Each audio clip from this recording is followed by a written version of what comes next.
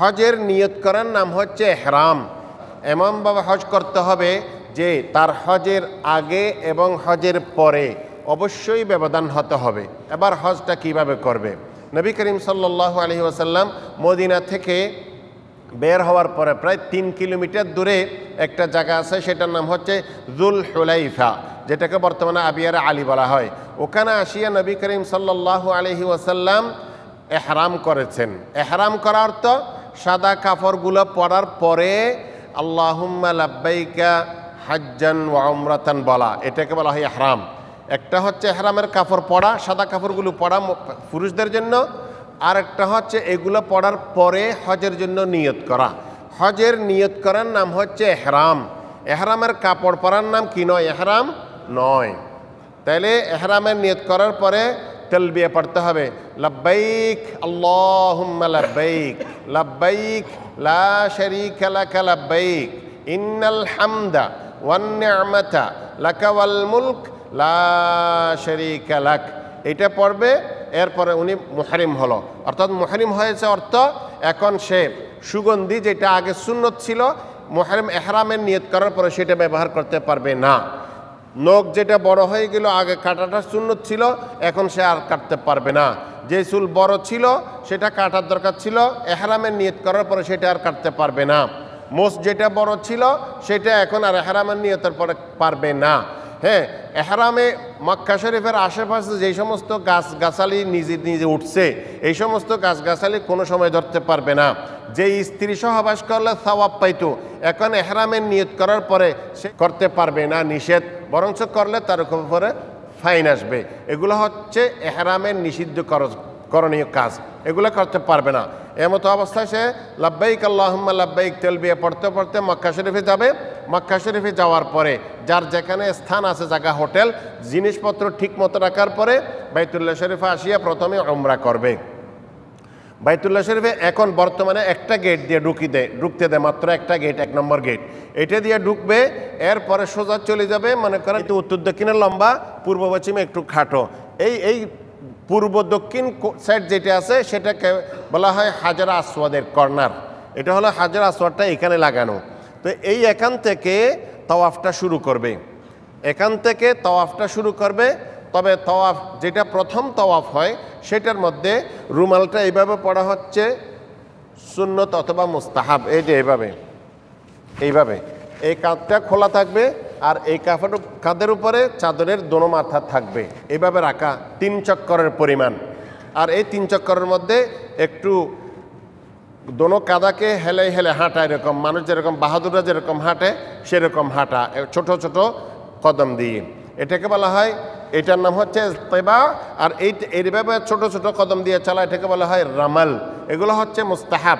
কিন্তু বর্তমানে বেশি মানুষের জাম হওয়ার কারণে যেহেতু এটা সুযোগ পাওয়া যায় না, সেটা না করলেও কোনো সমস্যা নেই। 3 চক্কর শেষ হয়ে গেছে, এরপরে নর্মাল কাপড় এইভাবে পরবে, এটাই হচ্ছে সুন্নত। এখান থেকে শুরু করিয়া যখন এই যে যদি ধরতে পারে ভালো, এখন তো ধরার কোনো সুযোগ নেই যেহেতু অনেক মানুষ। এভাবে হাত উঠাইয়া বিসমিল্লাহ আল্লাহু আকবার বলিয়া তাওয়াফ শুরু করবে। আর তাওয়াফ করার সময় এই কর্নার আর ওই কর্নার, ওইটাকে বলা হয় পশ্চিম দক্ষিণ কর্নার, এটাকে বলা হয় রোকনে ইয়ামানি। রোকন মানে হচ্ছে কোনা, কর্নার, আর ইয়ামানি মানে ওটি ইয়ামানের দিকে। সেই জন্য এই কর্নার আর এই কর্নার ব্যতীত বাইতুল্লাহ শরীফের কোনো অংশ ধরবে না তাওয়াফের সময়, কোনো অংশ ধরবে না, এরকম ধরে ধরে তাওয়াফ করবে না। যদি ধরে ধরে তাওয়াফ করে তাহলে তার তাওয়াফটা পরিপূর্ণ হবে না। যেহেতু এই যে দেওয়ালটা বাইতুল্লাহ শরীফের ওয়াল যেটা আছে, ওয়ালের নিচ দিয়ে একটু বাহির সাইড জায়গাটা আছে, এটাও কিন্তু বাইতুল্লাহর অংশ। তো আমি যদি এটা এমনি ওয়ালটা ধরি তাহলে আমার হাতটা বাইতুল্লাহর কিছু অংশের ভিতরে চলে গেল। হ্যাঁ, তাহলে আমার পুরা শরীর দিয়ে পুরা বাইতুল্লাহ শরীফকে তাওয়াফ করা হলো না। সেই জন্য তাওয়াফ করার সময় এই কর্নার আর ওই কর্নার ব্যতীত সুযোগ হলে ধরবে, নতুবা দূর থেকে তাওয়াফ করবে। তাওয়াফ শেষ হওয়ার পরে আপনি ধরেন এখানে মুলতাজাম বলা হয় এটাকে, এই যে দরজা এবং হজর আসওয়াদের কোনার মাঝখানে, এটাকে বলা হয় মুলতাজাম। এখানে গিয়া দাঁড়াইয়া দোয়া করা, বাইতুল্লাহ শরীফ ধরিয়া দোয়া করা, এগুলো আছে, কিন্তু তাওয়াফের সময় নয়। এরকম 1 চক্কর, 2 চক্কর, 3 চক্কর, 4 চক্কর, 5 চক্কর, 6 চক্কর, 7 চক্কর, যেখান থেকে শুরু করছে সেখানে আসিয়ে শেষ করবে। প্রত্যেক চক্কর শুরু করার সময় বিসমিল্লাহ আল্লাহু আকবার বলবে, কিন্তু ওখানে নির্দিষ্ট কোনো দোয়া নেই। একমাত্র নির্দিষ্ট দোয়া আছে রব্বানা আতিনা ফিদ দুনিয়া হাসানা ওয়া ফিল আখিরাতি হাসানা ওয়া কিনা আযাবান নার। সেটা হচ্ছে ওই রুকনে ইয়ামানি থেকে হাজার আসওয়াদের কর্নার পর্যন্ত, অর্থাৎ বাইতুল্লাহ শরীফের দক্ষিণ সাইড যেটা আছে সেইটার মধ্যে এই রব্বানা আতিনা ফিদ দুনিয়া এই দোয়াটা পড়বে। বাকি অন্য 3 সাইডের মধ্যে যে কোনো দোয়া আপনি পড়তে পারেন, এখানে নির্দিষ্ট কোনো দোয়া নেই। তবে কতগুলি দোয়া বানাইছে প্রথম চক্করের, দ্বিতীয় চক্করের, তৃতীয় চক্করের, এগুলোর কোনো ভিত্তি নেই। পড়লে পড়তে পারে, না পড়াই উত্তম, যেহেতু এগুলো রাসূল সাল্লাল্লাহু আলাইহি ওয়াসাল্লাম করে নাই। কিন্তু আপনি অন্য দোয়া যেগুলো হাদিসের মধ্যে আছে সেগুলো পড়া সবচেয়ে উত্তম। 7 চক্কর যখন হয়ে গেছে, আপনার একটা তওয়াফ পরিপূর্ণ হয়েছে, এবারে এখন আপনি ওই মাকাম ইব্রাহিমের পিছনে, অর্থাৎ এখানে বা যেখানে গেলে আপনার নামাজটা সুন্দরভাবে আদায় করতে পারবেন। 2 রাকাত নামাজ, যেখানে ধাক্কা দিবে না, পুলিশ এসে বলবে না ইয়াল্লা গুমিয়া হাজি তাড়াতাড়ি উঠে যান, হ্যাঁ, অথবা মহিলা একটা দৌড় দিছে, অথবা হাজি সাহেব একটা তওয়াফের জন্য দৌড় দিছে, তাহলে আপনার নামাজের যেটা উদ্দেশ্য ছিল সেটা পথ হয়ে যাবে। সেজন্য এমন জায়গায় গিয়ে নামাজ আদায় করা যেখানে আপনার নামাজটা ধীর স্থিরভাবে আদায় করতে পারেন, অর্থাৎ একটু পিছন সাইডে গিয়া। এরপরে আপনি জমজমের পানি খাবেন, তারপরে সাফা পাহাড় উঠিয়া বাইতুল্লাহ শরীফ যখন দেখা যায় এদিকে, তখন এইভাবে হাত উঠাইয়া নবী করিম সাল্লাল্লাহু আলাইহি ওয়াসাল্লাম এইরকম হাত উঠাইছে। এই এখানে সাদাগুলি দেখা গেছে, যেহেতু ওই সময় নবী করিম সাল্লাল্লাহু আলাইহি ওয়াসাল্লাম কী পড়ছিলেন, চাদর পড়ছে, জামা ছিল না, ইহরাম অবস্থায় সাদা দেখা গেছে। এইভাবে দোয়া করাটা 6 জায়গার মধ্যে এইভাবে হাত উঠে গিয়ে দোয়া করা নবী করিম সাল্লাল্লাহু আলাইহি ওয়াসাল্লাম থেকে আসে স্পষ্ট। এই 6 জায়গার মধ্যে এইভাবে হাত উঠে গিয়ে দোয়া করা সুন্নত। অন্যান্য জায়গার মধ্যে যেহেতু এইভাবে নাই, সেহেতু সেইভাবে হাত উঠানোটা সঠিক নয়।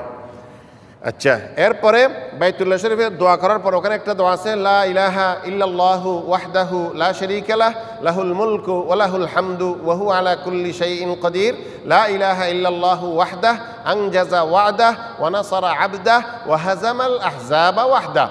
এটা পড়িয়ে দোয়া করিয়া তারপরে এদিকে যাবে, মানে মারওয়ার দিকে যাবে, সফার থেকে নামবে।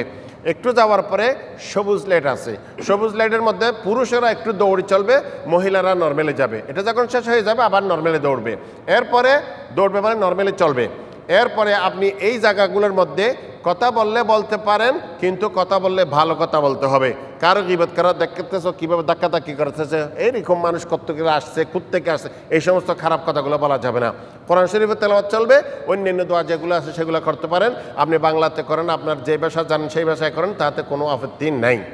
এরপরে এই সফা থেকে বাইর হয়ে যখন মারওয়াতে পৌঁছে গেলেন, মারওয়া পাহাড়ের উপরে উঠে আবার এইভাবে হাত উঠে দোয়া করবেন। ওই দোয়াটা পড়তে হবে, লা ইলাহা ইল্লাল্লাহু ওয়াহদাহু লা শারীকা লাহ, যেটা সফার মধ্যে পড়ছে। এইরকম সফার থেকে মারওয়া 1 চক্কর, মারওয়া থেকে সফা আরেক চক্কর, সফার থেকে মারওয়া 1 চক্কর, মারওয়া থেকে সফা আরেক চক্কর। এইভাবে এখান থেকে এদিকে 1 চক্কর, ওদিক থেকে এদিকে 1 চক্কর, অর্থাৎ সফার থেকে শুরু করিয়া মারওয়াতে শেষ হবে 7 চক্কর। 7 চক্কর শেষ হওয়ার পরে, যেহেতু এরপরে এখন হজ আছে, সেই জন্য মাথার চুলগুলি কেটে ফেলবে, সাঁচবে না, একদম মেশিন মারি দেবে, সারা চুল যাতে কাটা যায়।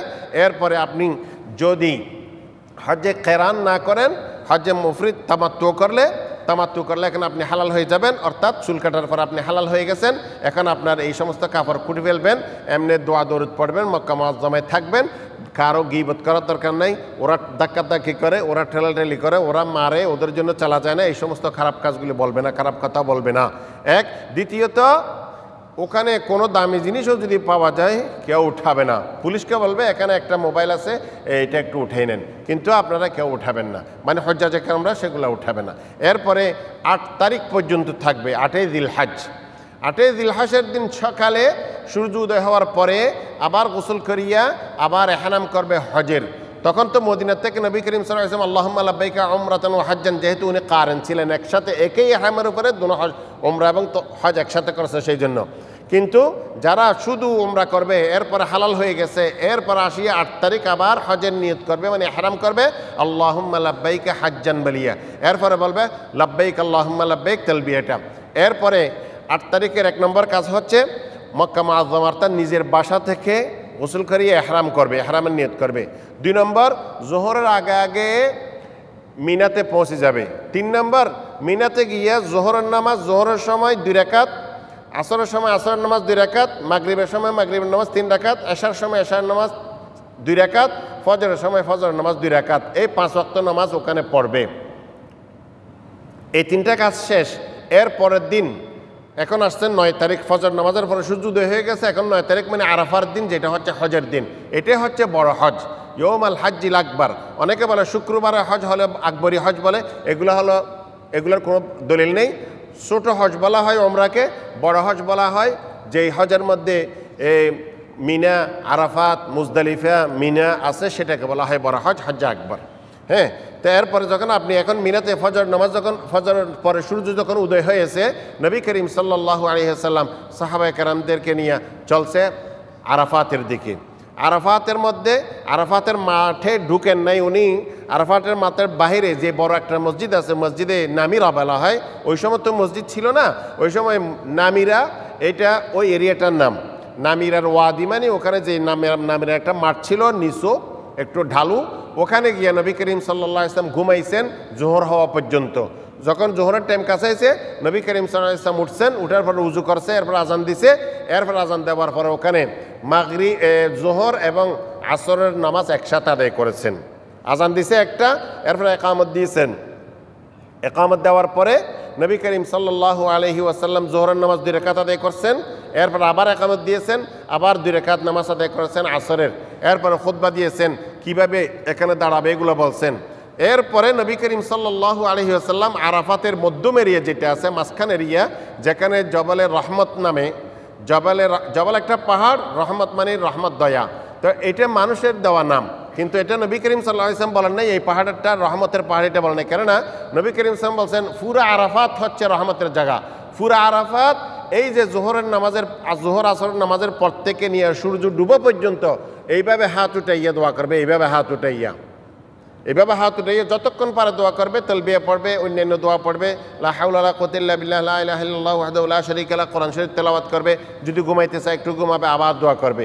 এইভাবে করতে করতে সূর্য ডুবা পর্যন্ত ওখানে থাকবে। সূর্য ডুবার আগে বের হবে না। সূর্য ডুবার আগে যদি কোনো হাজী সাহেব আরাফাত থেকে বের হয়ে যায়, তাহলে আবার যদি আরাফাতে ঢুকি না আসে 1 মিনিটের জন্য হলেও, তাহলে তাকে একটা ফাইন দিতে হবে, দম। আর যদি একটু ঢুকিয়ে আবার চলে যায়, তাহলে আর এটা হবে না। সেই জন্য সূর্য ডুবার আগে কেউ বাইর হবে না। সূর্য যখন ডুবি যাবে, মাগরিবের সময় হয়ে গেছে, এখন মাগরিব নামাজ এখানে পড়বে না, চলে যাবে মুজদালিফার দিকে। মুজদালিফাতে গিয়া মাগরিব এবং এশার নামাজ আদায় করবে। প্রথমে আজান দিবে একটা, এরপরে মাগরিবের 3 রাকাত আদায় করবে একামতের পরে, এরপর আবার একামত দিবে, এরপরে এশারের 2 রাকাত ফরজ নামাজ আদায় করবে। এই এশার এবং মাগরিব একসাথে হয়ে গেল। এরপরে ওখানে সুন্নত ভিত্তির সুন্নত পড়েন নাই, এমনি ভিত্তিটা পড়িয়ে শুয়ে যাবে, ঘুমাই যাবে, একেবারে ভালোভাবে ঘুম দিবে ফজর হওয়া পর্যন্ত। যখন ফজর হয়ে যাবে, ফজরের নামাজের সময় আউয়াল ওয়াক্ত উঠিয়া আজান দেওয়ার পরে 2 রাকাত সুন্নত আদায় করবে, এরপরে 2 রাকাত ফরজ নামাজ আদায় করবে ফজরের, এরপর আবার এইভাবে হাত উঠাইয়া দোয়া করবে। কেননা নবী করিম সাল্লাল্লাহু আলাইহি ওয়াসাল্লাম আরাফাতের মধ্যে 3টা দোয়া করেছিলেন স্পেশালভাবে।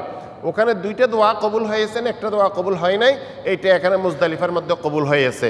সেই জন্য মুজদালিফার মধ্যে আসিয়া খুব এইভাবে ভালোভাবে হাত উঠাইয়া, এরকম হাত উঠাইয়া আল্লাহর কাছে কান্নাকাটি করে দোয়া করবে সূর্য ওঠার আগ পর্যন্ত। যখন সূর্য ওঠার কাছাকাছি সময় হবে, এখান থেকে দোয়া শেষ করিয়া তারপর চলে যাবে মিনার দিকে। মিনাতে গিয়া, মিনার মধ্যে 3টে জামারাত আছে, যেগুলোকে মানুষের শয়তান বলে। মূলত এগুলো শয়তান নয়, শয়তান বলাও উচিত নয়, এগুলাকে বলা হয় জামারাত। জামার মানে পাথর, যেগুলোকে যেই জায়গায় পাথর মারা হয় এগুলাকে বলা হয় জামারাত। এর প্রথমটা এটাকে বলা হয় ছোটটা, এটাকে মধ্যমটা, এটাকে বড়টা, যেটা বাইতুল্লাহর দিকে কাছে। এই শুধু 10 তারিখের প্রথম কাজ শুরু হয়েছে। 1 নম্বরে এই জামারাত, বড় জামারাতকে পাথর মারবে। 2 নম্বর কাজ, যাদের কাছে জবা আছে, হাদি আছে, তারা জবাই করবে। 3 নম্বর কাজ, মাথার চুল চেঁচে ফেলবে। এরপরে চুল চাচিয়া গোসল গা ধুইয়ে কাপড় পরবে, নর্মাল কাপড়, আতর লাগাইয়া। 4 নম্বর কাজ, বাইতুল্লাহ শরীফে গিয়া, মক্কাতে গিয়া বাইতুল্লাহ শরীফে তওয়াফ করবে এবং সাই করবে। এই আজকের দিনের 4টা কাজ শেষ, 10 তারিখের। এরপরে আবার মিনাতে চলে আসবে। এই 4টা শেষ। এখানে আপনার হজ প্রায় শেষ হয়ে গেছে, যেহেতু তওয়াফ শুদ্ধ করে ফেলছে, সাই সহ করে ফেলছে, এখন হজের কাজ প্রায় শেষ হয়ে গেছে। আপনি মক্কা থেকে মিনাতে চলে আসবেন। মিনাতে আসার পরে ওখানে থাকবে, জামাতের সাথে নামাজ আদায় করবে, আল্লাহ জিকির করবে, ওয়াজকুরুল্লাহ আইয়ামান মা'দুদাত, যেটা কোরআন শরীফের মধ্যে আল্লাহ রাব্বুল আলামিন বলছেন। 11 তারিখ একটা কাজ, সেটা হচ্ছে ছোট সূর্য ঢলার পরে ছোট জামারাতকে পাথর মারবে 7টা, বিসমিল্লাহ আল্লাহু আকবার বলিয়ে কাছে গিয়ে মারবে, দূর থেকে নয়। কেননা ওই এরিয়ার মধ্যে যদি না পড়ে তাহলে সেটা আদায় হবে না। সেই জন্য কাছে গিয়ে মারবে, আল্লাহু আকবার, বিসমিল্লাহ, আল্লাহু আকবার এইভাবে করিয়া 7টা মারবে। এটাকে 7টা মারার পরে একটু দূরে সরিয়া আবার এইভাবে হাত উঠিয়ে দোয়া করবে। এরপরে মেজোটার কাছে আসবে, এখানে বিসমিল্লাহ, আল্লাহু আকবার বলি 7টা মারবে। এরপর আবার একটু দূরে গিয়া আবার এইভাবে হাত উঠাইয়া দোয়া করবে, বাইতুল্লাহ শরীফের দিকে হাত উঠাইয়া কাবেলার দিকে। এরপরে বড়টার মধ্যে 7টা পাথর মারবে, বিসমিল্লাহ, আল্লাহু আকবার বলিয়ে এরপরে দোয়া করবে না, আবার চলে যাবে মিনাতে। মিনাতে যাওয়ার পরে আবার ওখানে থাকবে, জিকির আজকার করবে, কোরআন তেলাওয়াত করবে। পরের দিন 12 তারিখ আবার 11 তারিখের ন্যায় এই 3টা জামারাতকে 7টা করে 21টা পাথর মারবে। এরপরে যদি চলে যায়, মিনাতে যদি না থাকে তাহলে মক্কাতে চলে যাবে, বাইতুল্লাহ শরীফের ওখানে চলে যাবে। ওখানে যাওয়ার পর তার কাছে একটা কাজ বাকি আছে, সেটা হচ্ছে বিদায়ী তওয়াফ। যেদিন সে দেশে চলে আসবে অথবা মক্কা ছেড়ে দিবে, সেদিন বিদায়ী তওয়াফটা করবে। এরপরে চলে আসবে, আল্লাহর কাছে দোয়া করবে, কান্নাকাটি করবে যে আল্লাহ যে হজের ফরজ করেছিল আমি এই হজটা আদায় করেছি, তুমি তোমার পক্ষ থেকে কবুল করো। এবং আগে যেই সমস্ত খারাপ কাজগুলি করেছিল সেগুলি আর করবে না। এটা আল্লাহর সাথে আমরা তো ওয়াদা একবার করে আসছি আগে, আলাস্তু বিরাব্বিকুম, সবাই বলছি বলা অবশ্যই আপনি তো আমাদের রব। অর্থাৎ রব যা বলে, মালিক যাই বলে, দাস এর বাইরে যাইতে পারে না। দাস কেন? নর্মালি যারা আমাদের কাছে কাজ করে, আমরা যাদেরকে 1 মাসের জন্য কাজে রাখছি বা 1 দিনের জন্য কাজে রাখছি, আমি যে কাজ করি বলি সেই কাজ না করি, সে যদি অন্য কাজ করে, আমি বললাম তাকে রং লাগানোর জন্য, সে আমাকে ঘরের প্লাস্টার করে, আমি তাকে কাজ দিব, পয়সা দিব না। তা আল্লাহ আমাদেরকে যেটা বলছে সেটাই করবো। 5 ওয়াক্ত নামাজ জামাতের সাথে সবসময় পড়বে। তো এখন হজ শেষ, এগুলো হচ্ছে হজের কাজ, মানে খুব শর্টকাট। এই ওনারা ভিডিও করতেছেন, এগুলো যদি আপনারা এখানে দেন, তাহলে যারা কমপক্ষে এই কাজগুলো আমি যেভাবে বলেছি সেইভাবে করে, তাহলে এখানে নবী করিম সাল্লাল্লাহু আলাইহি ওয়াসাল্লাম এইভাবেই হজটা করেছেন। লম্বা চৌড়া আর কিছু দরকার নেই।